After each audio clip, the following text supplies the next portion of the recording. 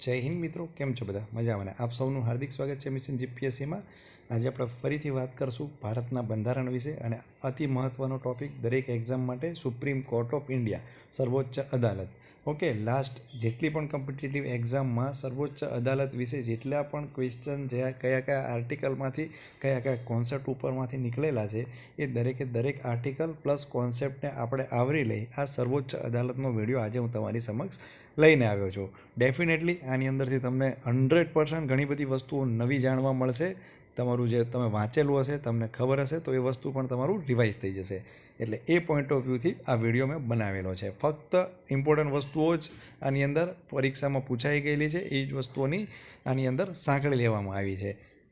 ચલો બન્યા રહો અમારી સાથે અને જેટલો બેનિફિટ મળે એટલો તમે લઈ શકો છો. ઓકે, હવે લગભગ આપણે જે બંધારણ છે બંધારણના બીજા એક બે ટૉપિક ઉપર વિડીયો બનાવશું અને એ આપણું બંધારણ છે એ સચિવાલય માટે અને અન્ય જે એક્ઝામ માટે આપણે એનો ઉપયોગ કરી શકશું. પછી એક જબરદસ્ત રીતે 6-7 કલાકનો એ વિડીયો મૂકવામાં આવશે. સો તમે એક જ જગ્યાએથી એ વિડીયો જોઈ તમારી એક્ઝામ છે એ એક્ઝામનું તમે રિવિઝન કરી શકશો અને ડેફિનેટલી આ વિડીયો જે હશે એ તમને બહુ જ બેનિફિટ થશે. ઓકે, ચલો આપણે વાત કરીએ સુપ્રીમ કોર્ટ ઓફ ઇન્ડિયા વિશે. તો સુપ્રીમ કોર્ટની સૌ પ્રથમ વખત સ્થાપના ક્યારે કરવામાં આવી હતી? જો એવો તમને ક્વેશ્ચન કરવામાં આવે તો એનો શું જવાબ આવશે? 1774. ઓકે, હવે હું તમને છે ને પહેલી વખત જ્યારે વિડીયો ભણાવતો ત્યારે હું તમને અલગ અલગ ઓપ્શન આપી વાત કરતો, જેની અંદર શું છે ટાઈમ વધારે લાગી રહ્યો છે. તો હવે હું તમને ઓપ્શન નહીં આપું, ફક્ત જવાબ જ આપીશ. ઓકે, ઓપ્શન ગમે તેવા કન્ફ્યુઝનવાળા હોય તો તમારે કન્ફ્યુઝ નહીં થવાનું. હું તમને ફક્ત જવાબ આપીશ એટલે શું છે આપણે ટુ ધ પોઈન્ટ એને વાત કરી શકશું. ઓકે, તો સુપ્રીમ કોર્ટની સૌ પ્રથમવાર જો સ્થાપના તમને પૂછવામાં આવે તો સૌ પ્રથમવાર સ્થાપના ક્યારે કરવામાં આવી હતી? 1774માં. કેમ 1774ની અંદર કરવામાં આવી? કારણ કે જે આપણી ઉપર અંગ્રેજો જે રાજ કરતા હતા એ 1773ની અંદર એક એક્ટ લાવ્યા હતા જેને આપણે રેગ્યુલેટિંગ 1773 રેગ્યુલેટિંગ એક્ટ તરીકે આપણે ઓળખતા હતા. અને આજે 1773નો જે રેગ્યુલેટિંગ એક્ટ હતો એ એક્ટની અંદર સુપ્રીમ કોર્ટ વિશે લખવામાં આવેલું હતું અને એના અંતર્ગત આ સુપ્રીમ કોર્ટની 1773 પછી નેક્સ્ટ વર્ષે એટલે કે 1774માં સુપ્રીમ કોર્ટની સૌ પ્રથમવાર સ્થાપના કરવામાં આવી હતી. ચલો, એક વસ્તુ ક્લિયર થઈ ગઈ. આગળ વાત કરીએ. તો સુપ્રીમ કોર્ટ છે એ સુપ્રીમ કોર્ટના એ સમયે જ્યારે સૌ પ્રથમવાર સ્થાપના કરવામાં આવી ત્યારે એના સૌ પ્રથમ મુખ્ય ન્યાયાધીશ કોણ હતું? તો એ વખત એના મુખ્ય ન્યાયાધીશ હતા લોર્ડ ઇમ્પે.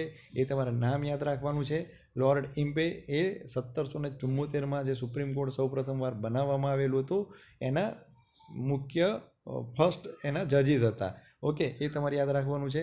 એ સિવાય 1935ની અંદર એક અધિનિયમ લાવવામાં આવ્યો હતો અને એ અધિનિયમ અંતર્ગત એક ફેડરલ કોર્ટની રચના કરવામાં આવી હતી. ઓકે, આ ફેડરલ કોર્ટ હું તમને એટલા માટે જણાવું છું કે જ્યારે 1935 પણ તમને ઓપ્શનમાં આપેલું હોય ત્યારે 1774 સિલેક્ટ કરવું કે 1935 સિલેક્ટ કરવું એ બંને વસ્તુની અંદર કન્ફ્યુઝન થઈ જાય છે. ઓકે, જો સુપ્રીમ કોર્ટની લખવામાં આવેલું હોય તો તમારે 1774 લખવાનું છે અને જો ફેડરલ કોર્ટનું લખવામાં આવે તો તમારે 1935 ટીક કરવાનું છે. એ વસ્તુ યાદ રાખવાની છે. તો 1935ના અધિનિયમ અંતર્ગત એક ફેડરલ કોર્ટની રચના કરવામાં આવી હતી. 1935માં અધિનિયમ લાયા એના 2 વર્ષ પછી એટલે કે 1 ઓક્ટોબર 1937ના દિવસે જે કોર્ટની સ્થાપના કરવામાં આવી એ હાઈકોર્ટ હતો. હાઈકોર્ટ ટાઈપની કોર્ટ હતી જેને આપણે ફેડરલ કોર્ટ તરીકે પણ ઓળખીએ છીએ. ઓકે, તો એને ફેડરલ કોર્ટ એટલા માટે કહેવાય છે કે આ જે ફેડરલ કોર્ટ છે 1935ના અધિનિયમ અંતર્ગત 1937માં સ્થાપવામાં આવી એની અંદર જો કોઈ પણ જાતનું જજમેન્ટ આપવામાં આવે તો એ જજમેન્ટને ચેલેન્જ કરી શકાતી હતી. ક્યાં આગળ? તો ઇંગ્લેન્ડની અંદર એક પ્રીવી કાઉન્સિલ હતું, PRIVY પ્રીવી કાઉન્સિલ હતું અને પ્રીવી કાઉન્સિલની અંદર આ ફેડરલ કોર્ટના જજમેન્ટને શું કરી શકાતું હતું? એટલે ચેલેન્જ કરી શકાતું હતું. એ એટલા માટે એને શું કહેવાય છે? એક ટાઈપની ફેડરલ કોર્ટ કહેવાય છે. ઓકે, સુપ્રીમ કોર્ટના જે જજમેન્ટ હોય એ જજમેન્ટને કોઈ પણ જગ્યાએ આપણે ચેલેન્જ ના કરી શકીએ. ઓકે, એક વસ્તુ યાદ રાખજો. ઓકે, આ પ્રીવી કાઉન્સિલ યાદ રાખવાનું છે, ફેડરલ કોર્ટ યાદ રાખવાનું છે. જેટલી પણ ઇમ્પોર્ટન્ટ વસ્તુઓ છે એ બધી હું તમને કહું છું. તો એ બધી વસ્તુમાંથી એક્ઝામમાં આપણને ક્વેશ્ચન પૂછાયેલા છે. હવે વાત કરીએ આપણે આર્ટિકલ 124. તો આર્ટિકલ 124ની અંદર લખેલું છે કે એક સુપ્રીમ કોર્ટ હશે. ઓકે, એક સુપ્રીમ કોર્ટ હશે એવી જે લખવામાં આવેલું છે. ક્યાં લખવામાં આવેલું છે? તો જે સુપ્રીમ કોર્ટની જે ઇન્ફોર્મેશન છે એ ઇન્ફોર્મેશન આપણને આર્ટિકલ 124ની અંદર મળે છે. અને એના અંતર્ગત 124માં જ આપણને કહેવામાં આવેલું છે કે સુપ્રીમ કોર્ટની અંદર જે સુપ્રીમ કોર્ટના જે જજીસ હશે એ જજીસની અંદર એક ચીફ જસ્ટિસ ઓફ ઇન્ડિયા જેને મુખ્ય ન્યાયાધીશ તરીકે આપણે ઓળખીએ છીએ અને અન્ય 7 જજીસ હશે. ઓકે, તો ટોટલ જે મૂળ આપણું જે સંવિધાન હતું એ સંવિધાન પ્રમાણે કેટલા જજીસ હતા? ટોટલ 8 જજીસ હતા મૂળ સંવિધાન પ્રમાણે. ઓકે, શબ્દોને યાદ રાખજો કારણ કે આ શું છે, polity is always game of word. Okay, એ તમારે યાદ રાખવાનું છે. ઓકે, તો અત્યારની જે આ સુપ્રીમ કોર્ટ છે આર્ટિકલ 124 પ્રમાણે, ઓકે, જો અત્યારની સુપ્રીમ કોર્ટ છે એની સ્થાપના ક્યારે કરવામાં આવી હતી? તો એની સ્થાપના આપણને આપણું જે 26મી જાન્યુઆરી છે એ 26મી જાન્યુઆરીના 2 દિવસ પછી એટલે કે 28 જાન્યુઆરી, ઓકે, 28 જાન્યુઆરી 1950ના દિવસે જે હાલની સુપ્રીમ કોર્ટ છે એની સ્થાપના કરવામાં આવેલી હતી. ઓકે, તો તમને જો એની અંદર 26 જાન્યુઆરી 1950 આપેલું હશે તો તમે ડેફિનેટલી કન્ફ્યુઝ થઈ જશો. એટલા માટે તમારે કન્ફ્યુઝ નથી થવાનું. ઓકે, જો હાલની જે સુપ્રીમ કોર્ટ વિશે પૂછવામાં આવે તો તમારે બિંદાસ રીતે લખી નાખવાનું 28 જાન્યુઆરી. ઓકે, 28 જાન્યુઆરી 1950. હવે વાત કરીએ આગળ. તો જે મૂળ સંવિધાન હતું એ મૂળ સંવિધાનના આર્ટિકલ 124 પ્રમાણે એમાં એક મુખ્ય ન્યાયાધીશ હશે અને અન્ય 7 ન્યાયાધીશો હશે. પણ હાલની જો કન્ડિશન જોઈએ તો હાલની કન્ડિશનની અંદર એની અંદર સુપ્રીમ કોર્ટમાં એક મુખ્ય ન્યાયાધીશ છે અને જે અન્ય જજો છે એ કેટલા છે? 31 જજો છે. એટલે ટોટલ હાલની જે સુપ્રીમ કોર્ટની સ્ટ્રેન્થ છે એ કેટલી છે? 31 જજોની એની સુપ્રીમ કોર્ટની સ્ટ્રેન્થ છે. ઓકે, તો આની અંદરથી આપણને શું ક્વેશ્ચન નીકળી શકે તો એના વિશે વાત કરીએ. તો સુપ્રીમ કોર્ટની અંદર જજીસની સંખ્યા વધારવાની સત્તા કોને રહેલી છે? જો તમને ઓપ્શનમાં આપેલું હોય રાષ્ટ્રપતિ આપેલું હોય, રાષ્ટ્રપતિની સાથે મંત્રી પરિષદની એડવાઇસથી રાષ્ટ્રપતિ એ રીતે આપેલું હોય તો ઘણા બધા લોકો એની અંદર કન્ફ્યુઝ થઈ જશે કે રાષ્ટ્રપતિ પ્લસ મંત્રી પરિષદ એની અંદર ટીક કરી શકે છે. ઓકે, એટલા માટે આ વસ્તુને હું તમારી સમક્ષ લાવી રહ્યો છું કે જે આપણી સંસદ છે એ એકમાત્ર સંસદને આ જે સુપ્રીમ કોર્ટના જજીસ છે એની સ્ટ્રેન્થ વધારવા માટેની પાવર્સ આપવામાં આવેલો છે. તો રાષ્ટ્રપતિ ડાયરેક્ટ આની અંદર જે સુપ્રીમ કોર્ટના જજીસ છે એ નથી વધારી શકતા, મંત્રીમંડળ છે એ પણ નથી વધારી શકશું, પણ જે સંસદ છે એ સંસદને એવા પાવર્સ આપવામાં આવેલા છે. ઓકે, એ પાવર્સ અંતર્ગત સંસદ આ જે સુપ્રીમ કોર્ટના જજીસ છે એની સ્ટ્રેન્થની અંદર શું કરી શકશે? વધારો કરી શકશે. તો ચલો, આ મોસ્ટ એમ્પી વસ્તુ એક ક્લિયર થઈ ગઈ. હવે આપણે વાત કરીએ કે ભાઈ સુપ્રીમ કોર્ટ આપણે બોલીએ છીએ તો સુપ્રીમ કોર્ટની અંદર જે રહેલા જજો છે એ જજોની લાયકાત શું હોઈ શકે? તો એના લાયકાત માટેના ફક્ત 2 જ વસ્તુઓ લાગુ પડે છે. એક તો મેઇન વસ્તુ છે જે દરેકના તમને કોમન જોવા મળે છે કે ભારતનો નાગરિક હોવો જોઈએ. એક વસ્તુ ક્લિયર થઈ ગઈ કે ભારતનો નાગરિક હોવો જોઈએ. અને બીજી વસ્તુ શું છે કે ભાઈ જે સુપ્રીમ કોર્ટનો જજ એને બનવું હોય તો એની પાસે હાઈકોર્ટના જજ તરીકેનો કેટલા વર્ષનો અનુભવ હોવો જોઈએ? 5 વર્ષનો અનુભવ હોવો જોઈએ. અથવા તો હાઈકોર્ટના એડવોકેટ તરીકે એણે કામ કરેલું હોવું જોઈએ. કેટલા વર્ષ સુધી? 10 વર્ષ સુધી કામ કરેલું હોવું જોઈએ. અથવા તો રાષ્ટ્રપતિને જો કોઈ એવી વ્યક્તિ યોગ્ય લાગે કે જેને વ્યક્તિ પાસે સંવિધાનનું નોલેજ છે, કાયદાનો જાણકાર છે, અને એવો વ્યક્તિ જો રાષ્ટ્રપતિના ધ્યાનમાં હોય અને રાષ્ટ્રપતિને લાગે તો રાષ્ટ્રપતિ એને શું કરી શકે છે? સુપ્રીમ કોર્ટનો જજ બનાવી શકે છે. આ બધું શું છે? અથવામાં છે. ઓકે, આ 3 વસ્તુ, high court plus 5 years, high court advocate plus 10 years અને રાષ્ટ્રપતિને કાયદાનો જાણકાર, આ બધું શું છે? અથવાની અંદર આવેલું છે. તો એ તમારે યાદ રાખવાનું છે. મેઇન 2 જ એના ક્વોલિફિકેશન છે, 1 અને આ 2. ઓકે, આઈ થિંક હું શું કહેવા માગું છું તમે સમજી ગયા છો. તો ભાઈ આ લોકોની નિમણૂક છે એ નિમણૂક કોણ કરે? તો લગભગ લોકોનો જવાબ આવશે કે રાષ્ટ્રપતિ કરે. પણ તમને ઓપ્શનની અંદર જો આપેલું હોય, પહેલો ઓપ્શન રાષ્ટ્રપતિ આપેલો હોય, બીજો ઓપ્શન રાષ્ટ્રપતિ પ્લસ મંત્રી પરિષદ આપેલો હોય, ત્રીજો ઓપ્શન રાષ્ટ્રપતિ પ્લસ મંત્રી પરિષદ પ્લસ કોલેજિયમ આપેલો હોય અને ચોથો ઓપ્શન રાષ્ટ્રપતિ પ્લસ કોલેજિયમ આપેલો હોય તો તમે શું સિલેક્ટ કરશો? એ તમારે એકવાર અંતર્કરણ કરવાનું. ઓકે, તમે જે પણ સિલેક્ટ કરતા હોય હું તમને જવાબ આપું કે જે એની નિમણૂક છે એ નિમણૂક માટેનો આપણો જે ચોથો ઓપ્શન મેં છે તમને કીધો, કોલેજિયમ પ્લસ રાષ્ટ્રપતિ. ઓકે, રાષ્ટ્રપતિ તો કરશે જ, પણ રાષ્ટ્રપતિ કોની એડવાઇસથી કરશે? રાષ્ટ્રપતિ એ જે કોલેજિયમ હશે કોલેજ સાથે વિચારણા કરી, ઓકે, વિચાર મંથન કરી એ સુપ્રીમ કોર્ટના જજીસની શું કરશે? અપોઇન્ટમેન્ટ એટલે કે નિયુક્તિ કરશે. હવે આ જે કોલેજિયમ છે એના વિશે આપણે થોડીક વધારે ઇન્ફોર્મેશન લઈએ તો આપણે આગળ વાત કરી કે 1+7 જજીસ જુઓ આર્ટિકલ 124 પ્રમાણે. તો આર્ટિકલ 24ની અંદર વધુમાં આપવામાં આવેલું છે કે રાષ્ટ્રપતિ છે એ રાષ્ટ્રપતિ કોની સાથે પરામર્શ કરશે, તો આ જે ચીફ જસ્ટિસ એટલે કે જે મુખ્ય ન્યાયાધીશ હશે એ મુખ્ય ન્યાયાધીશ સાથે વિચારણા કરશે. ઓકે, એ રાષ્ટ્રપતિ માટે મુખ્ય ન્યાયાધીશ સાથે વિચારણા કરવી એ શું છે, કમ્પલસરી છે. ઓકે, શું છે, કમ્પલસરી છે. ઓકે, જ્યારે કોઈ પણ સુપ્રીમ કોર્ટની અંદર કોઈ પણ વ્યક્તિને ન્યાયાધીશ બનાવવો હોય ત્યારે રાષ્ટ્રપતિએ તો આ જે ચીફ જસ્ટિસ ઓફ ઇન્ડિયા છે એની સાથે એણે વિચાર વિમર્શ કરવો જરૂરી છે, કમ્પલસરી છે. એક વસ્તુ તમે યાદ રાખજો. એ સિવાય રાષ્ટ્રપતિ આની અંદર બીજું શું કરી શકે, તો રાષ્ટ્રપતિ કરી શકશે કે ભાઈ સુપ્રીમ કોર્ટ પ્લસ જે હાઈકોર્ટના જે અન્ય જજીસ છે એની સાથે પણ એ વિચાર વિમર્શ કરી શકે છે, એની સાથે મિટિંગ કરી શકે છે. ઓકે, અને એ લોકો સાથેથી એડવાઇસ લઈ અને સુપ્રીમ કોર્ટના જજની નિયુક્તિ કરી શકે છે. તો જો ઓપ્શનની અંદર શું આપેલું છે એ પહેલાં વાંચવાનું. ઓકે, એવું નથી કે પહેલો ઓપ્શન રાષ્ટ્રપતિ આપેલો હોય તો આપણે ફટાફટ સમય બચાવવાની લાલચની અંદર બીજા આપણે ઓપ્શન વાંચીએ જ નહીં, તો એ વસ્તુ ખોટી પડશે. એટલા માટે હું તમને આ બધી વસ્તુઓ જણાવી રહ્યો છું. ઓકે, તો રાષ્ટ્રપતિ આ હાઈકોર્ટ પ્લસ સુપ્રીમ કોર્ટના જજ સાથે વિચાર વિમર્શ કરી શકશે. એટલે આ વસ્તુ છે કમ્પલસરી નથી, જરૂરી નથી કે રાષ્ટ્રપતિએ કરવું જ. ઓકે, પણ જનરલી રાષ્ટ્રપતિ કરતા હોય છે ઇન જનરલ કન્ડિશનની અંદર વાત કરો તો. ઓકે, એવું પણ બાંધેલું નથી, બંધારણની અંદર કોઈ એવું વસ્તુ લખેલી નથી, એ વસ્તુ તમારે યાદ રાખવાની.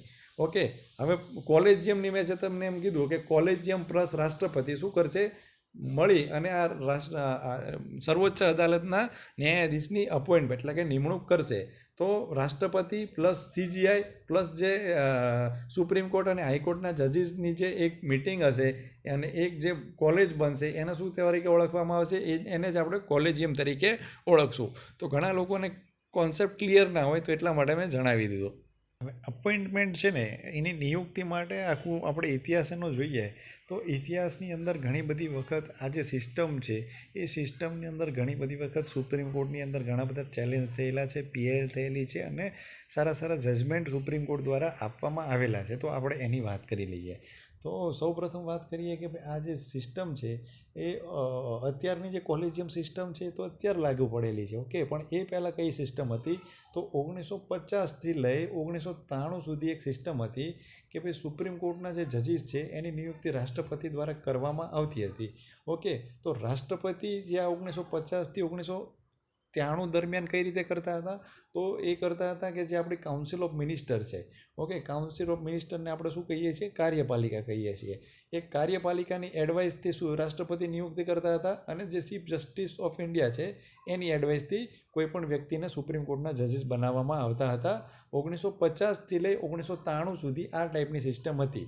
ઓકે, તો એ વસ્તુ તમારે થોડીક યાદ રાખવાની છે. થોડોક ફંડા ક્લિયર કરવા માટે જણાવું છું. મને લાગતું નથી કે આટલું બધું ડિટેલમાં જો તમને આની અંદર પૂછવામાં આવશે, પણ જો તમે ભણેલા હશો, એકવાર તમે વાંચેલું હશે, સમજેલા હશો તો તમને ક્યાંક એ કામ લાગશે બીજી બધી એક્ઝામની અંદર જ્યાં આગળ ડીપમાં પૂછવામાં આવે છે. તો જો આની અંદર વસ્તુ શું થાય છે કે જે કાઉન્સિલ ઓફ મિનિસ્ટર છે એ તો કાર્યપાલિકા છે. તો કાર્યપાલિકાનો જે સુપ્રીમ કોર્ટના જજીસની અંદર જો એની દખલ કરવામાં આવે તો ત્યાં આગળ શંકાને કોઈ સ્થાન નથી કે ત્યાં આગળ શું છે, નિષ્પક્ષતા છે એ નિષ્પક્ષતા રહેવાની નથી. ઓકે, એટલે જે કાર્યપાલિકાની જે દખલગીરી છે એ જ્યુડિશિયલ સિસ્ટમમાં એવો સમય હતી. 1950થી લઈ 1993 સુધીની જે સિસ્ટમ ચાલી આવતી એ સિસ્ટમની વાત કરવામાં આવે છે. તો એના ઉપર એક કેસ બને છે અને એના ઉપર સુપ્રીમ કોર્ટની અંદર એક કેસ કરવામાં આવે છે. એ કેસનું નામ હોય છે SP Gupta versus union of India. Okay, supreme કોર્ટની અંદર આ કેસ દાખલ કરવામાં આવે છે અને આ બેઝિકલી જે SP ગુપ્તા વર્સિસ જે ભારત સંઘનો જે કેસ હોય છે ને એ કેસ હોય છે બેઝિકલી હાઈકોર્ટ જજના ટ્રાન્સફરને લગતો કેસ હોય છે. ઓકે, હાઈકોર્ટના જે જજ છે એને ટ્રાન્સફરનો લગતો કેસ હોય છે. પણ એ કેસ અંતર્ગત જે આ કાર્યપાલિકા દ્વારા રાષ્ટ્રપતિને જે એડવાઇસ કરવામાં આવે છે એ સિસ્ટમની ઉપર પણ ત્યાં આગળ શું કરવામાં આવેલું છે, પ્રશ્નાર્થ ચિહ્ન કરવામાં આવેલું છે. અને સુપ્રીમ કોર્ટ દ્વારા એવું કહેવામાં આવેલું છે કે જ્યારે કાર્યપાલિકાનો હસ્તક્ષેપ જ્યુડિશિયલ સિસ્ટમમાં થાય છે ત્યારે ત્યાં આગળ નિષ્પક્ષતા રહેતી નથી. એ ટાઈપનું સુપ્રીમ કોર્ટ દ્વારા એની અંદર કમેન્ટ કરવામાં આવેલું છે. બેઝિકલી આ કેસ હોય છે SP ગુપ્તા વર્સિસ ભારત સંઘ, જેને આપણે જજીસ ટ્રાન્સફર કેસ તરીકે ઓળખીએ છીએ અથવા તો ફર્સ્ટ જજીસ કેસ તરીકે પણ ઓળખવામાં આવે છે. તો ફર્સ્ટ જજીસ કેસનું જો તમને પૂછવામાં આવે તો આ કેસ છે શું SP Gupta versus union of India એટલે કે ભારત સંઘ. બેઝિકલી આ કેસ દાખલ થયેલો હોય છે સુપ્રીમ કોર્ટની અંદર 1978ની અંદર અને 1982ની અંદર એની અંદર જજમેન્ટ આપવામાં આવે છે. એટલા માટે એ તમારે 1982 યાદ રાખશો તો તમને મતલબ એટલું બધું જરૂરી નથી 1978નું. ઓકે, તો આ જે કાઉન્સિલ ઓફ મિનિસ્ટરની એડવાઇસ છે એના ઉપર એની એડવાઇસથી જે સુપ્રીમ કોર્ટના જજીસ થતા ત્યાં આગળ શું કરવામાં આવ્યું, પ્રશ્નાર્થ ચિહ્ન આ સુપ્રીમ કોર્ટ દ્વારા લગાવવામાં આવ્યું. એ પછી આગળ વાત કરીએ તો 1993માં ઓકે 1993માં એક PIL કરવામાં આવી. કોના દ્વારા કરવામાં આવી? તો એક એસોસિએશન છે જેનું નામ છે supreme court advocate records. Okay, supreme court advocate on record and association. Okay, તો એ નામનું જે એક એસોસિએશન છે supreme court advocate on record and association નામના એક એસોસિએશને ભારત સંઘ વિરુદ્ધ એટલે કે ભારત સરકાર વિરુદ્ધ એક PIL દાખલ કરી સુપ્રીમ કોર્ટની અંદર. અને એ સુપ્રીમ કોર્ટની અંદર જે જજમેન્ટ આવ્યું એ જજમેન્ટની અંદર એક નવી સિસ્ટમ પ્રણાલી આવી. ઓકે, 1950થી 1993 વાળી સિસ્ટમ છે એ સિસ્ટમને કેન્સલ કરી દેવામાં આવી અને એની અંદર સ્પષ્ટપણે કહેવામાં આવ્યું કે સુપ્રીમ કોર્ટના જજીસ છે એ જજીસની નિયુક્તિની અંદર કાર્યપાલિકાની કોઈપણ જાતની દખલગીરી હોવી જોઈએ નહીં. ઓકે, અને એ જે સિસ્ટમ જે આવી એ સિસ્ટમને શું સિસ્ટમ તરીકે ઓળખવાતી? તો એ જ સિસ્ટમ હતી કોલેજિયમ સિસ્ટમ. હવે કોલેજિયમની વાત કરવામાં આવે તો કોલેજિયમની અંદર કોણ કોણ હોય છે? તો એક કોલેજિયમની અંદર એક હોય છે અધ્યક્ષ છે ચીફ જસ્ટિસ ઓફ ઇન્ડિયા, જેને આપણે મુખ્ય ન્યાયાધીશ તરીકે ઓળખીએ છીએ. એક એના અધ્યક્ષ કોણ હોય છે કોલેજિયમના? તો મુખ્ય ન્યાયાધીશ હોય છે. ઓકે, એ સિવાય એની અંદર 4 બીજા મેમ્બર હોય છે. તો આ બીજા મેમ્બર કોણ હોય છે? તો સિનિયર મોસ્ટ જે જજીસ હોય સુપ્રીમ કોર્ટના એ હોય છે એની અંદર. ચલો, આટલી વસ્તુ ક્લિયર થઈ ગઈ. તો આગળ વાત કરીએ આપણે. અને આજે કોલેજિયમની જે સિસ્ટમ સુપ્રીમ કોર્ટ દ્વારા 1993માં પોતાના જે જજમેન્ટ છે okay supreme court advocate and on record and association versus Bharat સંઘની અંદર જે કેસ ચાલ્યો એ કેસની અંદર 1993માં જે કોલેજિયમ સિસ્ટમ લાવવામાં આવી એ 1993થી લઈ 1998 સુધી ચાલી.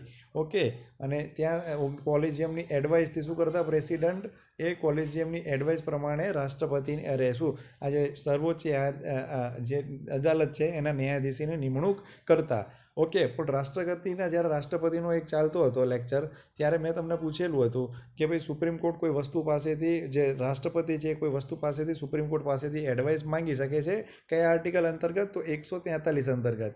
ઓકે, તો 143 અંતર્ગત સુપ્રીમ કોર્ટને પૂછવામાં આવ્યું રાષ્ટ્રપતિ દ્વારા કે ભાઈ જે કોલેજિયમ છે ઓકે એ કોલેજિયમની એડવાઇસ એ રાષ્ટ્રપતિએ માનવી જરૂરી છે કે નહીં? એ જ રાષ્ટ્રપતિ દ્વારા જ્યારે સુપ્રીમ કોર્ટને પૂછવામાં આવ્યું ત્યારે સુપ્રીમ કોર્ટ દ્વારા એક બેચ બનાવવામાં આવી અને એ બેચ દ્વારા એવો નિર્ણય આપવામાં આવેલો કે ભાઈ રાષ્ટ્રપતિને જ્યારે કોઈ પણ આ રીતે એડવાઇસ સાથે કોઈ વ્યક્તિનું નામ આપવામાં આવે છે ત્યારે રાષ્ટ્રપતિ છે એને એકવાર એ જે એડવાઇસ છે એ એડવાઇસને પુનઃ વિચાર કરવા માટે ફરીથી કોલેજિયમ પાસે મોકલી શકે છે. તો આ પણ તમારે યાદ રાખવાનું છે. તો આને શું તરીકે ઓળખાશે? આને થર્ડ જજીસ કેસ તરીકે પણ આને ઓળખાવવામાં આવે છે. તો આજે એકવાર પુનઃ વિચારની પણ વાત કરવામાં આવેલી છે. હવે વાત કરીએ, સીધા આવી જઈએ જ્યારે અટલ બિહારી વાજપેયીજી પ્રધાનમંત્રી બન્યા ત્યારે એક સંવિધાન સમીક્ષા આયોગ બનાવવામાં આવ્યો હતો.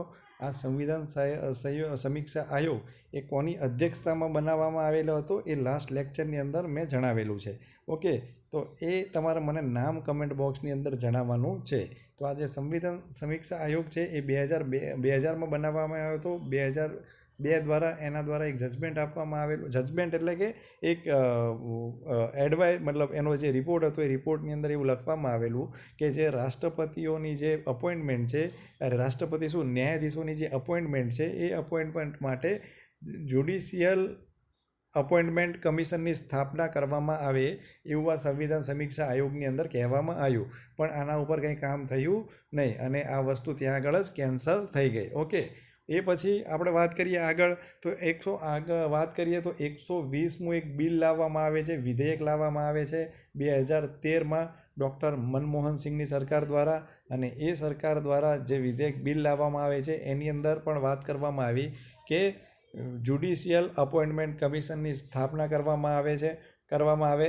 જ્યારે બિલ લાવવામાં આવ્યું ત્યારે એ છેલ્લું સત્ર હોય છે લોકસભાનું, અને લોકસભા મે 2013માં એ સમયે ભંગ થઈ જાય છે, અને મનમોહન સિંહની જે સરકાર છે એ સરકાર ત્યાંથી બીજી સરકાર બની જાય છે. ઓકે, જ્યારે એ બિલ છે એ લોકસભા ભંગ થવાના કારણે લોકસભાની સાથે સાથે એ બિલ પણ શું થઈ ગયું, કેન્સલ થઈ ગયું. ઓકે, એની અંદર પણ એવી જ કંઈક વાત કરવામાં આવી હતી. પછી હવે આવશે નરેન્દ્રભાઈ મોદી. તો 21મું એક વિધેયક બિલ લાવવામાં આવે છે, 21મું એક અધ્યાદેશ શું કહેવાય અને બિલ લાવવામાં આવે છે. ઓકે, 121મું બિલ લાવવામાં આવે છે 2014માં નરેન્દ્રભાઈ મોદી દ્વારા, અને એની અંદર એક સંવિધાન એ બિલને પાસ કરી 1 જાન્યુઆરી 2015ના રોજ એ બિલને પાસ થઈ જાય છે. એ બિલ પાસ થઈ જાય અને ભારતના સંવિધાનની અંદર 99મો જે સંવિધાન સંશોધન છે એ 99મો સંવિધાન સંશોધન થઈ જાય છે. ઓકે, 99મો જેને 99મો સંવિધાન સંશોધન તરીકે ઓળખવામાં આવે છે, અને એના અંતર્ગત શું કહેવામાં આવેલું હોય છે એ 99 સંવિધાન સંશોધન અંતર્ગત, ઓકે, જે 124ની કલમ છે એ 124ની કલમની અંતર્ગત 3 બીજી કલમ એડ કરવામાં આવે છે, જેને 124A, 124B અને 124C તરીકે આપણે ઓળખીએ છીએ. અને એ અંતર્ગત 124A અંતર્ગત જે છે ત્યાં આગળ એ વિધેયક એ બિલ એક અધિનિયમની અંદર કહેવામાં આવ્યું છે કે આ જે સુપ્રીમ કોર્ટના ન્યાયાધીશો છે એ ન્યાયાધીશોની અપોઇન્ટમેન્ટ માટે નેશનલ જ્યુડિશિયલ અપોઇન્ટમેન્ટ કમિશનની સ્થાપના કરવામાં આવે. તો એની સ્થાપના કરી દેવામાં આવી હતી 124A અંતર્ગત. તો આ નેશનલ જ્યુડિશિયલ અપોઇન્ટમેન્ટ કમિશન નામની એક સંસ્થા બનાવી. એ સંસ્થાની અંદર કોણ કોણ સભ્યો હતા એના વિશે વાત કરીએ તો એનો એક મુખ્ય અધ્યક્ષ હતો. ઓકે, જે અધ્યક્ષ કોણ હતું, જે મુખ્ય ન્યાયાધીશ છે એ એના અધ્યક્ષ હતા.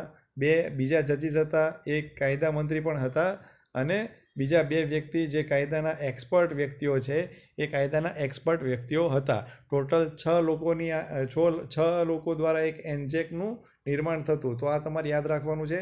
આ જે એન્જેકની સ્થાપના થતી એ એન્જેકની અંદર કયા સભ્યો હોય છે.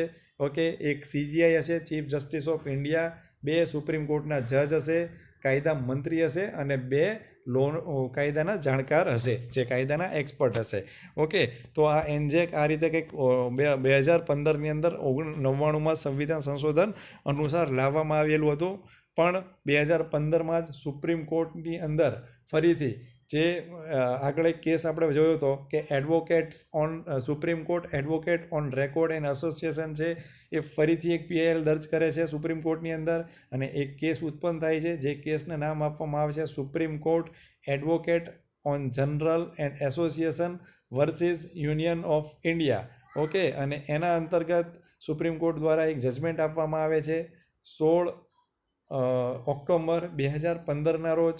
અને એ જજની અંદર ટોટલ મતલબ 5 લોકોની આ બેચ હોય છે.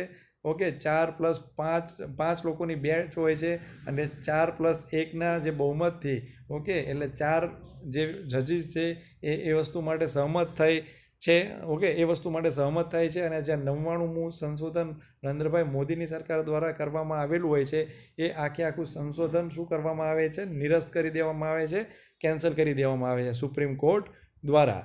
ઓકે, તો ભારતીય સંવિધાનના ઇતિહાસમાં સૌપ્રથમવાર એવું બને છે કે જ્યારે આખું જે સંશોધન છે, ઓકે, જે 99મું સંશોધન હતું એ સંશોધનને આખું સુપ્રીમ કોર્ટ દ્વારા કેન્સલ કરી દેવામાં આવે છે. અને જે કોલેજિયમ સિસ્ટમ અત્યારની જે કોલેજિયમ સિસ્ટમ છે એ કોલેજિયમ સિસ્ટમને પાછી સુપ્રીમ કોર્ટ રિસ્ટોર કરી દે છે. ઓકે, અને ફરીથી એ જ સિસ્ટમથી સુપ્રીમ કોર્ટના ન્યાયાધીશોની અપોઇન્ટમેન્ટ થાય છે. તો અપોઇન્ટમેન્ટને લગતો આ ગહેરો ઇતિહાસ હતો એ લગભગ મેં તમને જણાવી દીધો છે મોટી. હવે જ્યારે સુપ્રીમ કોર્ટના જે જજીસ છે એની અંદર જે ચીફ જસ્ટિસ છે એ ચીફ જસ્ટિસ રિટાયર થાય ત્યારે જનરલી સુપ્રીમ કોર્ટની અંદર એવો સિસ્ટમ છે કે ભાઈ એની અંદર જે સિનિયર મોસ્ટ જજ હશે એ જજને ચીફ જસ્ટિસ બનાવવામાં આવશે. પણ ભારતના જે ઇતિહાસ છે એ ઇતિહાસની અંદર ઘણી બધી વખત એવું બનેલું છે કે જે સિનિયર મોસ્ટ જજીસ છે એને બાયપાસ કરી કોઈ અન્ય વ્યક્તિને CGI બનાવવામાં આવ્યો હોય. તો એના વિશે વાત કરી લઈએ. તો 1950થી લઈ 1973 સુધી જે સિનિયર મોસ્ટ જજીસવાળી સિસ્ટમ છે એ એકદમ ચાલતી હતી. પણ 1973ની અંદર જ્યારે સિનિયર મોસ્ટ જજીસ છે જે રિટાયર થાય છે, ચીફ જસ્ટિસ ઓફ ઇન્ડિયા જ્યારે રિટાયર થાય છે ત્યારે એ સમયના સિનિયર મોસ્ટ જજીસ હોય છે, જજ હોય છે SM સિકરી. એ SM સિકરીને બનાવવાના હોય છે ચીફ જસ્ટિસ, પણ એને નથી બનાવવામાં આવતા અને અન્ય વ્યક્તિને બનાવવામાં આવે છે અજીતનાથ રેને. ઓકે, એટલે આ જે સિનિયર મોસ્ટ જજીસવાળો કોન્સેપ્ટ છે એ એકવાર એ સમયે બાયપાસ થયેલો છે. એ પછી 1977ની અંદર પણ બાયપાસ થયેલો છે. ઓકે, એ સમયે HR ખન્ના હોય છે, જ્યારે ભારતના જે મુખ્ય ન્યાયાધીશ 1977ના સમયમાં જે હોય છે એ રિટાયર થાય છે, ત્યારે જે સિનિયર મોસ્ટ જજીસ હોય છે એ HR ખન્ના હોય છે. એમને પણ બાયપાસ કરી, એમને પણ નથી બનાવવામાં આવતા અને જેને બનાવવામાં આવે છે એ વ્યક્તિનું નામ હોય છે હમીદુલ્લા બેગ. એટલે આવી વસ્તુઓ પણ ભારતના ઇતિહાસમાં થયેલી છે, જેની તમને GK પોઈન્ટ ઓફ વ્યૂથી માહિતી હોવી જોઈએ. હવે આપણે વાત કરીએ કે ચીફ જસ્ટિસ ઓફ ઇન્ડિયા છે એ એનું પદ ખાલી થઈ જાય. ઓકે, કોઈ પણ સારો કારણોસર એનું પદ રિક્ત થઈ જાય, ખાલી થઈ જાય. ઓકે, XYZ ગમે તે કારણ હોય, ચીફ જસ્ટિસ જેને આપણે મુખ્ય ન્યાયાધીશ તરીકે ઓળખીએ છીએ એનું પદ જો ખાલી થઈ જાય તો કોઈ પણ ન્યાયાધીશને કાર્યવાહક જજ, ઓકે, રાષ્ટ્રપતિ છે એ કોઈ પણ જજને કાર્યવાહક જજ તરીકે અપોઇન્ટ કરી શકે છે. ઓકે, અને એ કયા આર્ટિકલ અંતર્ગત કરવામાં આવશે? આર્ટિકલ 126 અંતર્ગત. ઓકે, તો તમને જો પૂછવામાં આવે કે ચીફ જસ્ટિસ ઓફ ઇન્ડિયાનું પદ ખાલી હોય તો તેવા સંજોગોની અંદર નીચેનામાંથી કોને કાર્યવાહક જજ તરીકે બનાવવામાં આવશે? ઓકે, તો એની અંદર તમને ઓપ્શનમાં આપેલું હોય સિનિયર મોસ્ટ જજીસ આપેલું હશે તો તમે કન્ફ્યુઝ થશો અને તમને લાગશે કે જ્યારે CGIનું જ્યારે પદ ખાલી હોય ત્યારે ફક્ત સિનિયર મોસ્ટ જજીસને જ કાર્યવાહક જજ તરીકે કાર્યવાહક જજ બનાવવામાં આવે છે. તો એ વસ્તુ તમારી ખોટી છે. રાષ્ટ્રપતિ છે એ રાષ્ટ્રપતિ અન્ય કોઈ જજને પણ બનાવી શકે છે. ઓકે, કાર્યવાહક જજ. તો એની અંદર જ્યારે પદ ખાલી હોય ત્યારે સિનિયર મોસ્ટ જજનો કોઈ પણ જાતનો ફંડા એની સામે લાગુ પડતો નથી. ઓકે, તો હવે આપણે વાત કરીએ એ લોકોને જે CGI છે એ આ જે સુપ્રીમ કોર્ટના જે જજ છે દરેક જજની વાત કરવામાં આવે છે, ખાલી CGIની નહીં. ઓકે, તો એને શપથ કોણ લેવડાવશે? તો એને શપથ લેવડાવશે રાષ્ટ્રપતિ, અથવા તો રાષ્ટ્રપતિ કોઈ વ્યક્તિને જો અધિકૃત કરે તો એ વ્યક્તિ પણ શપથ લેવડાવશે. પણ આની અંદર એક વસ્તુ છે કે જે રાષ્ટ્રપતિ છે એ રાષ્ટ્રપતિ જે ચીફ જસ્ટિસ ઓફ ઇન્ડિયા છે એ ચીફ જસ્ટિસ ઓફ ઇન્ડિયાને શપથ લેવડાવે છે. ઓકે, એ વસ્તુ પણ તમારે યાદ રાખશો. અથવા તો બીજો કોઈ વ્યક્તિઓ અપોઇન્ટ કરી દેશે એ પણ એને લેવડાવી શકશે. અને ચીફ જસ્ટિસ ઓફ ઇન્ડિયા છે એ બાકીના જે ન્યાયાધીશો છે સુપ્રીમ કોર્ટના એ ન્યાયાધીશોને શપથ લેવડાવશે. સંવિધાન પ્રત્યે નિષ્ઠા રાખવાની શપથ આ લોકોને લેવડાવશે. તો એના કાર્યકાળ વિશે જો તમને પૂછવામાં આવે તો કાર્યકાળ તમને પૂછવામાં આવે 5 વર્ષ હોય, 6 વર્ષ હોય, તો એવું કોઈ પણ વર્ષ આની અંદર કંઈ ડિસાઇડેડ નથી. ઓકે, તો કાર્યકાળનો એક ચોક્કસ સમયગાળો છે. તો સમયગાળાની વાત કરીએ તો કાર્યકાળની અંદર જો એ વ્યક્તિના મેક્ઝિમમ 65 યર્સ થાય ત્યાં સુધી એ સુપ્રીમ કોર્ટના જજ તરીકે કાર્ય કરશે. 65ના થશે એટલે એને શું કરવું પડશે? રિટાયરમેન્ટ લેવી પડશે. તો એ વસ્તુ પણ તમારે યાદ રાખવાની છે. હવે સુપ્રીમ કોર્ટના જે જજીસ છે એને જે સ્વતંત્રતા મળે છે, સંવિધાનની અંદર સ્વતંત્રતાના જે પાવર્સ આપવામાં આવેલા છે એના વિશે વાત કરી લઈએ છીએ. ઓકે, મતલબ જે એની સ્વતંત્રતા જળવાઈ રહે એટલા માટે સુપ્રીમ કોર્ટની અંદર આપણા જે બંધારણ છે બંધારણની અંદર શું શું મહત્ત્વની વસ્તુઓ આપેલી છે એનું એક લિસ્ટ બનાવ્યું છે. તો એની વાત કરી લઈએ. ઓકે, તમને મેન્સના પોઈન્ટ ઓફ વ્યૂથી જો પણ આ પૂછવામાં આવે તો તમે એનો ઉપયોગ કરી શકો છો. તો આના અપોઇન્ટમેન્ટના સંદર્ભમાં જોઈએ તો જે સુપ્રીમ કોર્ટના જજીસની જે સિસ્ટમ છે એ સિસ્ટમને આપણે શું કહીએ છીએ? કોલેજિયમ સિસ્ટમ તરીકે ઓળખીએ છીએ. અને સૌથી બેસ્ટ જે સિસ્ટમ કહેવાય એ પ્રકારની સિસ્ટમ કોલેજિયમ સિસ્ટમ છે, જેની અંદર રાજનીતિજ્ઞોનો અથવા તો રાજનીતિ કરવાવાળાનો, નેતાઓનો, કોઈ પણ જાતનો મંત્રીઓનો હસ્તક્ષેપ હોતો નથી. એટલે પોલિટિકલી મોટિવેટેડ આ જે સુપ્રીમ કોર્ટના જજીસની અપોઇન્ટમેન્ટ હોતી નથી. એ એક એની વિશેષતા છે. એ સિવાય જ્યારે એ સુપ્રીમ કોર્ટનો જજીસ બની જાય ત્યારે એની સેલેરી જે હોય એ સેલેરીની અંદર નકારાત્મક પરિવર્તન એટલે કે એની સેલેરી ઘટાડી શકાતી નથી. ઓકે, રિટાયરમેન્ટ જ્યારે રિટાયર થઈ જશે, સુપ્રીમ કોર્ટના કોઈ પણ જજ છે એ 65 વર્ષ પૂરા થશે એટલે શું કરશે, રિટાયર થઈ જશે. રિટાયર થયા પછી કોઈ પણ ઓફિસ ઓફ પ્રોફિટને ધારણ નહીં કરી શકે, એ વસ્તુ પણ તમારે યાદ રાખવાની છે. ઓકે, જો તમને કોઈ પણ સેન્ટેન્સની અંદર એવું લખેલું હોય કે ઓફિસ ઓફ પ્રોફિટ ધારણ કરી શકે છે, ઓકે, તો એ વસ્તુ શું થઈ જશે, તદ્દન ખોટી થઈ જશે. એ પણ તમારે યાદ રાખવાનું છે. ઓકે, ચલો આગળ વાત કરીએ. સુપ્રીમ કોર્ટ છે એની સેલેરી છે, એ સેલેરીને શું કહેવામાં આવે છે, સેલેરી જે સુપ્રીમ કોર્ટના જજીસની છે એ સંચિત નિધિમાંથી આપવામાં આવે છે. સંચિત નિધિ એક એવો જેને આપણે શું કહીએ છીએ, ચાર્જડ એક્સપેન્ડિચર તરીકે પણ ઓળખીએ છીએ. ઓકે, તો ચાર્જ એક્સપેન્ડિચર એવો એક્સપેન્ડિચર છે કે જેને સંસદની અંદર એની ઉપર આપણે મતલબ આંગળી નથી ઉઠાવી શકતા કોઈ પણ વ્યક્તિ, એને ચાર્જડ એક્સપેન્ડિચર તરીકે પણ ઓળખવામાં આવે છે. એ સિવાય એની સ્વતંત્રતાની અંદર વધારે વાત કરીએ તો આની જે રિમૂવલની જે પ્રોસેસ છે એ રિમૂવલની કાફી મતલબ પ્રોસેસ છે એ ખૂબ જ ડિફિકલ્ટ પ્રોસેસ છે. ઓકે, એટલે કોઈ પણ જજને તમે મતલબ જો આકરી આ જે પ્રોસેસ છે એ મતલબ એકદમ આકરી હોય છે, એટલા માટે કોઈ પણ જજ છે એને કોઈ પણ રાજનીતિક પાર્ટીથી શું છે બીવાની જરૂર નથી. ઓકે, અથવા તો મતલબ કોઈ પણ રાજનૈતિક પાર્ટીના વિરુદ્ધમાં, કોઈ પણ મોટા વ્યક્તિના વિરુદ્ધમાં ઓકે એને જજમેન્ટ આપવું હોય તો એ નીડર બની જજમેન્ટ આપશે. કારણ કે એને જો હટાવવું હોય તો એને હટાવવાની પ્રોસેસ છે એ એટલી બધી ઇઝી નથી.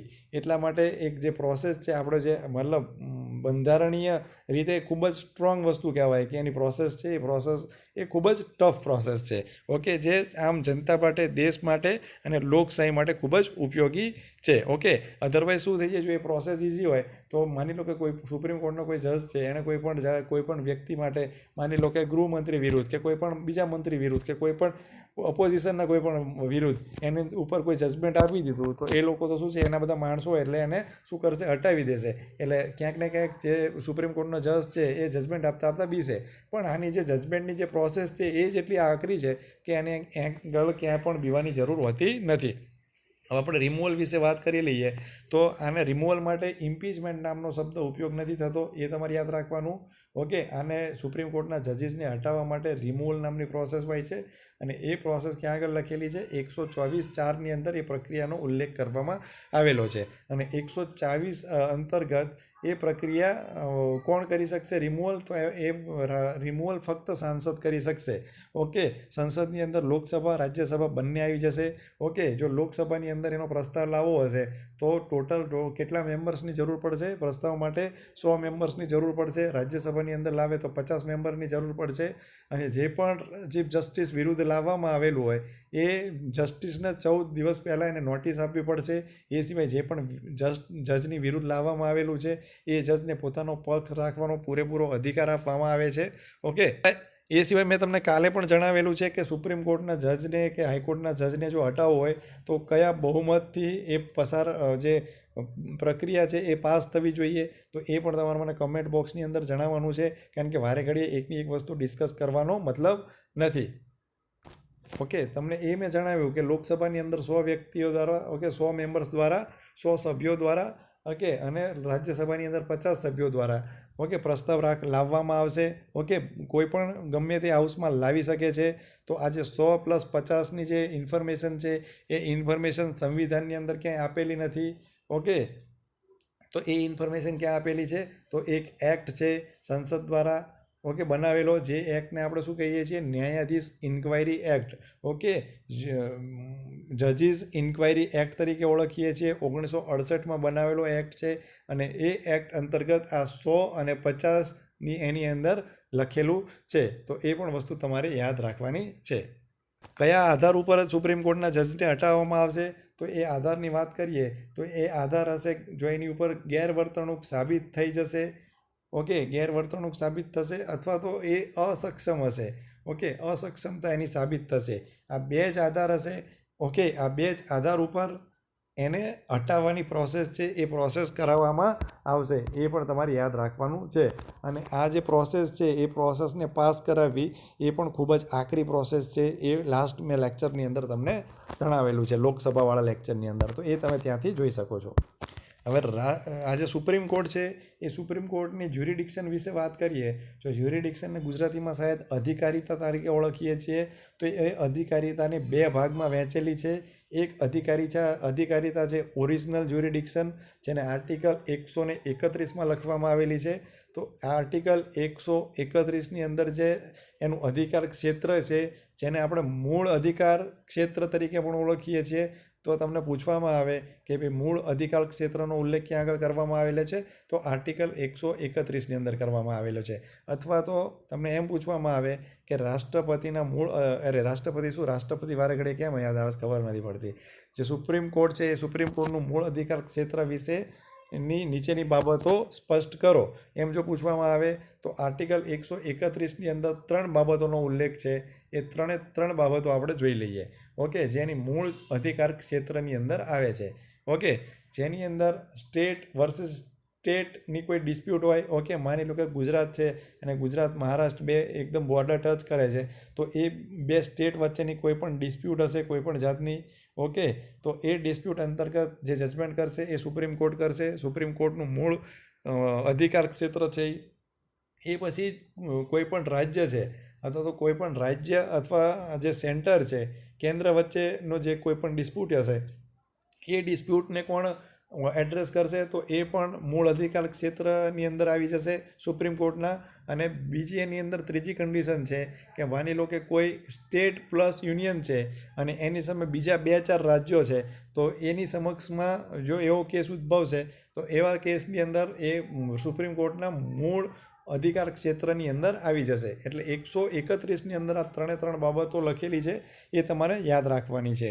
ઓકે, જો તમને મૂળ અધિકાર ક્ષેત્ર પ્રમાણે સુપ્રીમ કોર્ટની અધિકાર ક્ષેત્રતાની નીચેની બાબતો સ્પષ્ટ કરો, તો એની અંદર જો આ 3માંથી કોઈ પણ ઓપ્શન આપેલો હોય અથવા તો 3 ઓપ્શન આપેલા હોય તો એ તમને ખ્યાલ હોય છે, ત્યાં આગળ તમારે ટીક કરવાનું રહેશે. અને જે બીજો એનો અધિકાર ક્ષેત્ર છે જેને આપણે અપેલાઇટ જ્યુરિડિક્શન તરીકે પણ ઓળખીએ છીએ, ગુજરાતીમાં કહીએ તો અપીલ અધિકાર ક્ષેત્ર તરીકે પણ ઓળખવામાં આવે છે. એનો ઉલ્લેખ ક્યાં કરેલો છે? 132થી લઈ 134 અંતર્ગત કરવામાં આવેલો છે. તો બે વસ્તુ અલગ અલગ છે. એનું અધિકાર ક્ષેત્રના જે ટાઈપ્સ છે એ પણ એક તો મૂળ અધિકાર ક્ષેત્ર અને એક અપીલ અધિકાર ક્ષેત્ર. મૂળ અધિકાર ક્ષેત્ર એટલે જેને મૂળ વસ્તુઓ ઉપર જેને ફોકસ કરવાનું છે એ. ઓકે, અને અપીલ અધિકાર ક્ષેત્ર એટલે બીજા લોકો પાસેથી એની પાસે કંઈક અપીલ આવી અને એની અંદર જો એ જજમેન્ટ આપશે તો એ વસ્તુઓની અંદર વાત કરી લઈએ. તો આર્ટિકલ 132થી 134 એ અપીલ અધિકાર ક્ષેત્ર વિશે વાત કરે છે. તો જે 132 છે, 132 અંતર્ગત કોઈ પણ સિવિલ મેટર હશે અથવા તો ક્રિમિનલ મેટર હશે અથવા તો સંવિધાનનું ઇન્ટરપ્રિટેશન કરવાની એટલે અથવા તો સંવિધાનની વ્યાખ્યા કરવાની કોઈ પણ મેટર હશે. ઓકે, જેની અંદર ઓલરેડી હાઈકોર્ટ કે કોઈ પણ બીજી કોર્ટે જજમેન્ટ આપેલું છે, તો એની અંદર સુપ્રીમ કોર્ટની અંદર પાછી અપીલ કરી, એટલે અપીલ અધિકાર ક્ષેત્ર આપણે જોઈએ છીએ ને, તો અપીલ કરી સુપ્રીમ કોર્ટ એની ઉપર જજમેન્ટ આપી શકે છે. ઓકે, એ વસ્તુ તમારે ક્લિયર થઈ ગઈ. ફરીથી રિપીટ કરી દઉં. ઓકે, આર્ટિકલ 132 અંતર્ગત અપીલીય અધિકાર ક્ષેત્રની અંદર સુપ્રીમ કોર્ટ છે એ ભારતની કોઈ પણ કોર્ટે સિવિલ મામલા એટલે જેને આપણે દિવાની મેટર્સ તરીકે ઓળખીએ છીએ, ક્રિમિનલ મેટર્સ જેને આપણે ફોજદારી મેટર્સ તરીકે ગુજરાતીમાં ઓળખીએ છીએ, આ બંને મેટરની અંદર ભારતની કોઈ પણ કોર્ટે કોઈ પણ ચુકાદો આપ્યો હોય તો એના સમક્ષ સુપ્રીમ કોર્ટ સમક્ષ આપણે શું કરી શકીએ છીએ? અપીલ કરી શકીએ છીએ. એ આર્ટિકલ 132ની અંદર લખેલું છે. અથવા તો કોઈ પણ એવી મેટર છે જ્યાં આગળ સંવિધાનના ઇન્ટરપ્રિટેશનની, સંવિધાનનું સાચું મતલબ સંવિધાનની અંદર કોઈ પણ વસ્તુ એવી લખેલી છે કે એ વસ્તુનો શું ખરેખર અર્થ થાય છે, એ વસ્તુને લગતો કોઈ પણ કેસ હોય તો એના માટે પણ આપણે સુપ્રીમ કોર્ટ એની માટે એ ચુકાદાની અંદર જજમેન્ટ લઈ શકે છે, એની અંદર કેસ દાખલ કરી શકે છે. આ થઈ ગઈ વાત 132ની. હવે 133ની અંદર શું કહેવામાં આવે છે? તો 132માં તો આ 3 વસ્તુનો સમાવેશ થાય છે. 133ની અંદર ફક્ત સિવિલ મેટર્સ એટલે કે જે દીવાની જે કેસીસ છે, સિવિલ કેસીસ છે, એવા કેસીસનો એની અંદર ઉલ્લેખ થાય છે.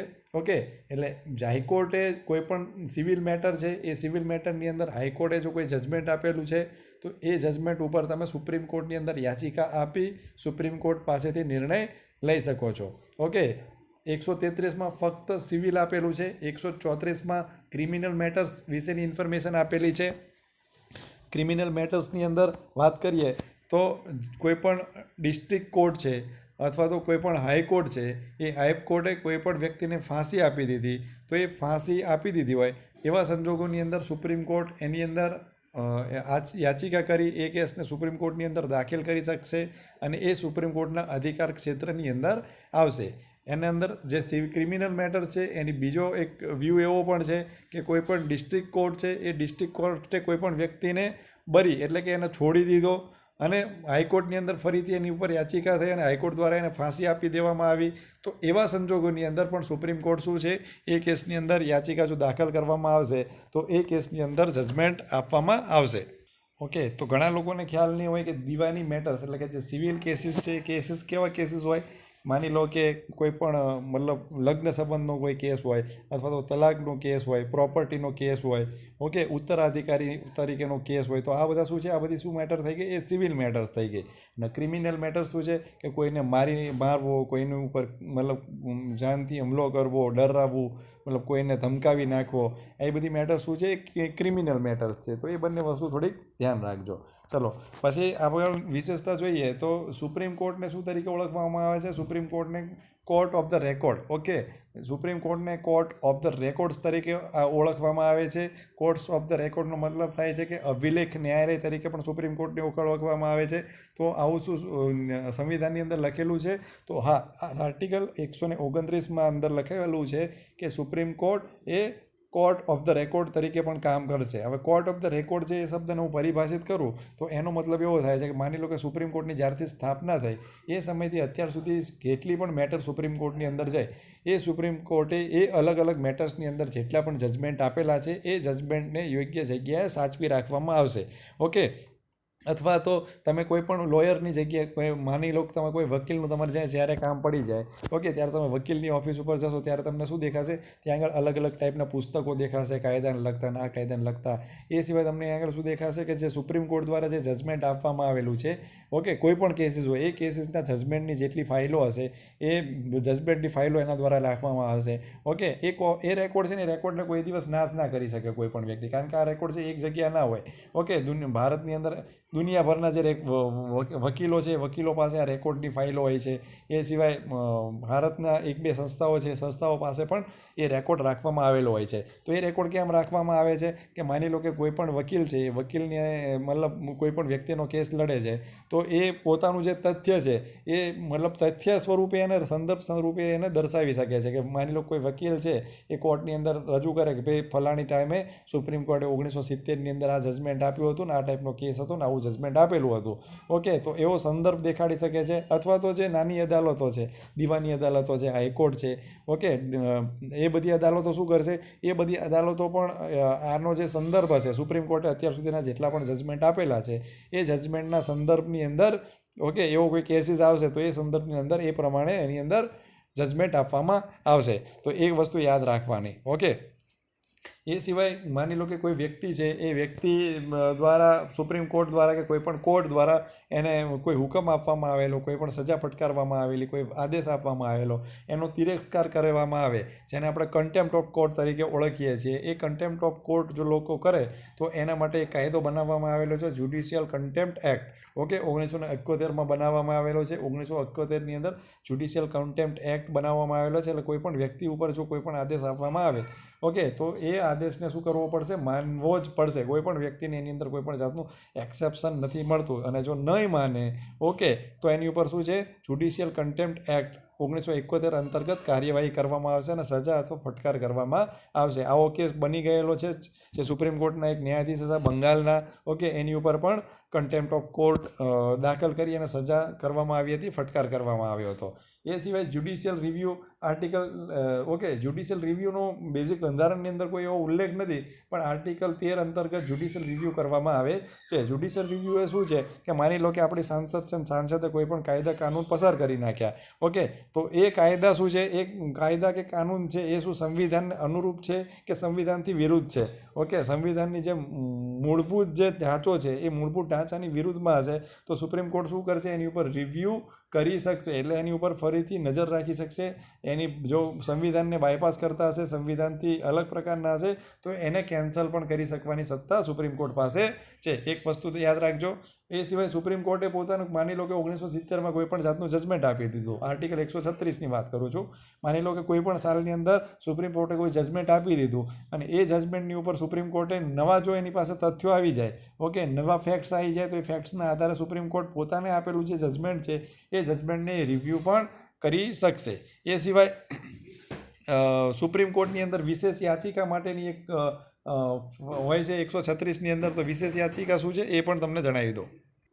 મતલબ એને સ્પેશિયલ લીવ પિટિશન તરીકે પણ ઓળખવામાં આવે છે. આર્ટિકલ 136ની અંદર એનો ઉલ્લેખ છે, સ્પેશિયલ લીવ પિટિશન. માની લો કે કોઈ વ્યક્તિ છે, એ વ્યક્તિએ કોઈ પણ વસ્તુની યાચિકા કરી નાખી, ઓકે, અને એ યાચિકા સુપ્રીમ કોર્ટ દ્વારા ખારિજ કરી નાખવામાં આવે છે, કેન્સલ કરી નાખવામાં આવે છે, ઓકે, પણ એ વ્યક્તિને લાગે છે કે મારી સાથે જે નેચરલ જસ્ટિસ છે, નેચરલ જસ્ટિસનું ઉલ્લંઘન થયેલું છે, તો એ ઉલ્લંઘનની અંદર જો એવું એ વ્યક્તિને લાગતું હોય તો એ માટે શું કરવામાં આવે છે, સ્પેશિયલ લીવ પિટિશન એ વ્યક્તિ દ્વારા કે કોઈ પણ પાર્ટી દ્વારા, NGOs દ્વારા જનરલી આ બધી કરવામાં આવતી હોય છે, ઓકે. એ સિવાય ભારતની અંદર જે ફંડામેન્ટલ રાઇટ્સ મળેલા છે, ફંડામેન્ટલ રાઇટ્સ માટે તમે એની અંદર પિટિશન કરી શકો છો, અને 5 ટાઈપ્સની અંદર રીટ્સ એ સુપ્રીમ કોર્ટ જાહેર કરી શકે છે. તો એ વસ્તુની પણ તમારે યાદ રાખવાની છે. એક વસ્તુ છે PIL, પબ્લિક ઇન્ટરેસ્ટ લિટિગેશન, પણ તમે સુપ્રીમ કોર્ટની અંદર જાહેર કરી શકો છો. બેઝિકલી ફંડામેન્ટલ રાઇટ્સને લગતી ઘણા બધા વ્યક્તિઓ હોય કે જેના ફંડામેન્ટલ રાઇટ્સ વાયોલેટ થતા હોય, તો NGOs છે અને ઘણી બધી સંસ્થાઓ છે, સંસ્થાઓ દ્વારા PIL દાખલ કરવામાં આવતી હોય છે. આ જે PILનો કોન્સેપ્ટ છે બેઝિકલી USAથી લેવામાં આવ્યો છે, અને આના જે ફાધર છે PN ભગવતી અને VR Krishnan Iyer, okay, VR Krishnan Iyer, જેને આપણે સુપર જજ તરીકે પણ ઓળખીએ છીએ. આ PN Bhagwati plus VR Krishnan Iyer, આ બંનેને શું માનવામાં આવે છે, ભારતીય પબ્લિક ઇન્ટરેસ્ટ લિટિગેશનના ફાધર તરીકે પણ ઓળખવામાં આવે છે, ઓકે. એ સિવાય કોન્સ્ટિટ્યુશનલ એટલે કે સંવિધાનિક બેચ બનાવી શકે છે. સંવિધાનની બેચ જેની અંદર આપણે કહીએ છીએ આર્ટિકલ 145 અંતર્ગત, અને 145 અંતર્ગત કોઈ પણ 5 વ્યક્તિ, મિનિમમ 5 જજની એક બેચ હોય છે, મિનિમમ 5 જજ એની અંદર હોય ત્યારે જ આપણે એને શું કહેશું, કોન્સ્ટિટ્યુશનલ જજ કહેશું, ઓકે. જેની અંદરથી, ઓકે, 3+2નું જજમેન્ટ પણ આવી શકે, 4+1નું જજમેન્ટ પણ આવી શકે, ઓકે. એટલે જો 3+1નું જે જજમેન્ટ હશે એ જજમેન્ટને માન્ય રાખવામાં આવશે.